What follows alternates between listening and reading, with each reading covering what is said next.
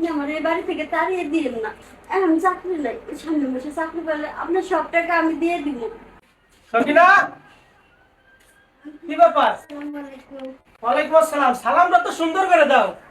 আমার বাড়ি ভাড়া দাও না কেন? আঙ্কেল একটু সমস্যা, এই জন্য দিতে পারতেছি না। তোমার সমস্যা কয়দিন থাকবো আমি? আমার ভাড়া দেওয়ার কথা তোমার যখন ঘরে উঠছো বলছিলাম 10 তারিখে ভাড়া দিবা। 10 তারিখ গেছে, আমার 15 তারিখ গেছে, 20 তারিখ গেছে, আজকে 22 তারিখ। তাহলে আমার ভাড়া না দিলে আমি চলবো কি করে?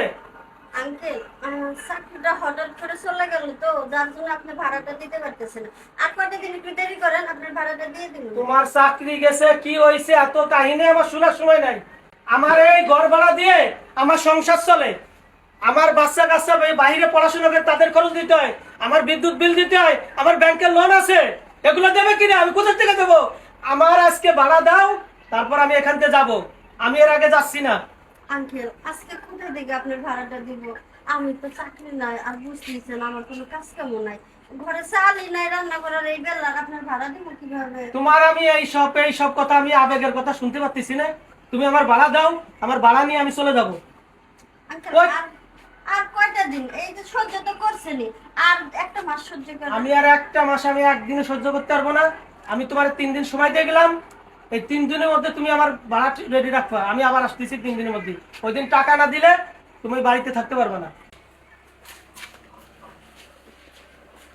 আজকে তুমি আমার ভাড়া বুঝাই দাও, আর না হলে তোমার যেভাবে আসো তুমি বাসাতে বেরিয়ে যাবে। আঙ্কেল এই মুহূর্তে আমি কোন জায়গায় যাব?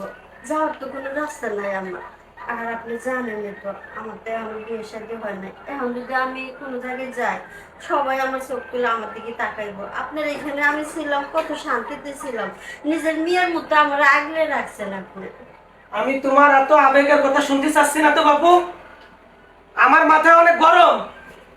আমার ব্যাংকের লোক আসছিল, এসে আমার অনেক কথা বলে গেছে। আমি জীবনে কথা শুনি না। আমার এই ঘর ভাড়া যা আছে দিয়ে আমার ব্যাংকের আমার লোনের কিস্তি দিতে হয়।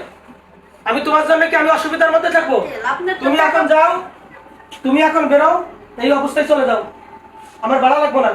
আমি অন্য লোক ভাড়া দিয়ে আমি ঘর ভাড়া উঠাবো। তুমি বাড়ি বেরো যাও। আমার তাড়িয়ে দিয়েন না আপনার। আমি তোমার কথা শুনতে পাচ্ছি না, তুমি যাও। আপনার পায়ে পড়ে, আপনি আমার এই বাড়ি থেকে তাড়িয়ে দিয়েন না। এখন চাকরি নাই, সামনে মাসে চাকরি পেলে আপনার সব টাকা আমি দিয়ে দিব। আচ্ছা তাহলে শোনো, তাহলে গায়ে গতরে শোধ করে দাও। গায়ে করতে মানে বুঝো নাই? গায়ে গতরে বোঝো না? তাহলে শুয়ে পড়ো। এসব কি বলতেছেন? হ্যাঁ, তাহলে শুয়ে পড়ো। আমি শুয়ে পড়বো কেন? তাহলে ভাড়া না দিতে হলে কি করবা? মাঝে মাঝে শোবা আমার কাছে। সে আপনি এটা কিভাবে বললেন? আমি আপনার মেয়ের মতো, আপনাকে আমি আঙ্কেল ডাকি, আর আপনাকে আমার বাবার জায়গায় বসিয়েছিলাম, আর আপনি এই কথা আমাকে বলতে পারলেন? আহা, কি যন্ত্রণা! আমার তো মেয়ে নাই এই দেশে, মেয়েরা সব বাহিরে, তারা তো আমার সইও দেখে না। আমি তোমার কিভাবে দেখবো?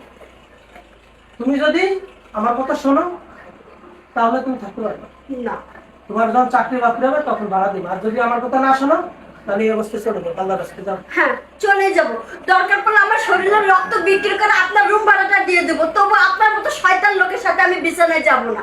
তাহলে যাও। যান, আপনি বেরিয়ে যান। সন্ধ্যার সময় এসে আপনি টাকাটা নিয়ে যাই।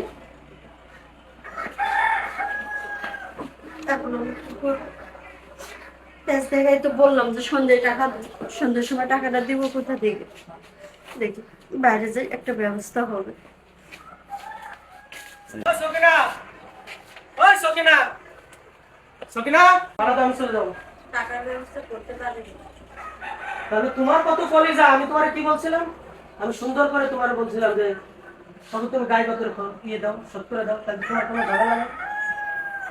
ঠিক আছে, আপনার কথায় আমি রাজি। রাজি আছো তাহলে? এই তো এই যে লাইনে চলে আসছে। তাহলে তখন বললে কি হতো? আমার বাড়ি থেকে তুমি আমার অপমান করে তাড়া দিলে। তাহলে তুমি রাজি আছো?